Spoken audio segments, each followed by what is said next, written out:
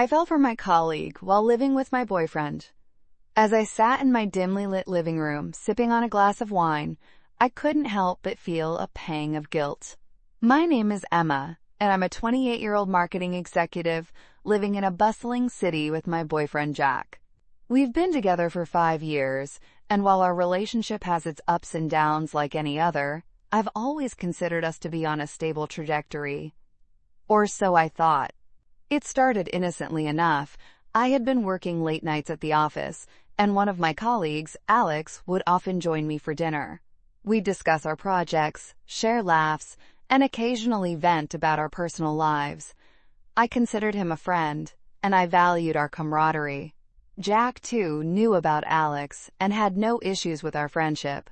However, over time, my interactions with Alex began to take on a different tone. We started sharing more personal anecdotes, and our conversations became laced with a subtle undercurrent of flirtation.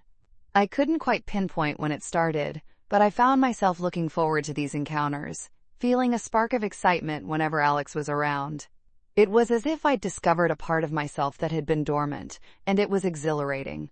As the days turned into weeks, my feelings for Alex intensified. I'd catch myself thinking about him during the day, wondering what he was up to, and feeling a flutter in my chest when I received a message from him. I tried to brush it off as a harmless infatuation, but deep down, I knew it was more. I was emotionally invested in someone other than my boyfriend, and it felt like a betrayal. One evening, as I was leaving the office, Alex asked if I'd like to grab a drink with him. I hesitated for a moment, unsure if it was a good idea, but the prospect of spending more time with him was too enticing to resist. We walked to a nearby bar, and as we sat down at a cozy table, I felt a sense of comfort and ease that I hadn't experienced in a long time. Our conversation flowed effortlessly, and we found ourselves lost in a discussion about our dreams and aspirations. Alex listened intently, his eyes locked onto mine, and I felt seen and understood in a way that Jack hadn't been able to in a while. It was intoxicating, and I couldn't help but be drawn to the attention. As the night wore on, we decided to grab dinner at a nearby restaurant. The atmosphere was lively, and we were seated at a small table by the window. Our legs touched under the table, and I didn't pull away. It was a fleeting moment, but it sent a shiver down my spine.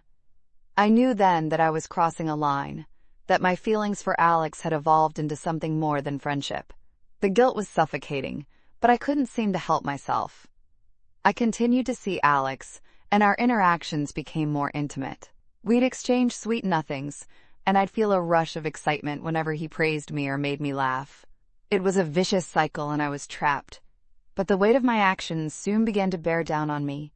Jack noticed a change in my behavior, and I could sense his unease. I'd become distant, preoccupied with thoughts of Alex, and I knew I was hurting the person I loved. One evening, as I was walking home from work, I ran into Alex on the street. We exchanged a brief conversation, and as we parted ways, he touched my arm, his eyes locking onto mine. It was a simple gesture, but it sent a jolt through my body. I knew then that I had to make a choice. As I walked home, the cool evening air whipping through my hair, I felt a sense of clarity wash over me. I realized that I had been living a lie, that my feelings for Alex were a symptom of a deeper issue in my relationship with Jack. I loved Jack, but I had been neglecting him, taking him for granted. I returned home, my heart heavy with the weight of my confession. Jack was sitting on the couch, his eyes fixed on me as I entered. I took a deep breath and began to speak, the words tumbling out in a rush. I told him everything about Alex, about my feelings, about the guilt that had been eating away at me. The conversation was raw and emotional, with both of us crying and screaming. It was a cathartic release, and as we hugged each other tightly, I knew that our relationship was on the mend. We had a long way to go, but we were taking the first steps towards healing. As I looked back on the experience, I realized that emotional cheating is just as damaging as physical infidelity.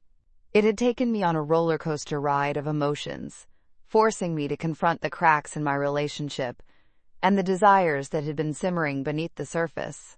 In the end, I emerged with a newfound appreciation for the complexities of love and commitment. I learned that relationships require effort and nurturing, that complacency can be a recipe for disaster. And I understood that personal integrity is not just about being faithful to one's partner, but also about being true to oneself. As I sat on the couch with Jack, holding hands and looking out at the city skyline, I knew that I had been given a second chance. I was determined to make the most of it, to work on our relationship, and to be honest with myself about my desires and needs. The weight of temptation still lingered, but I was ready to face it head-on, armed with a newfound understanding of myself and the complexities of the human heart.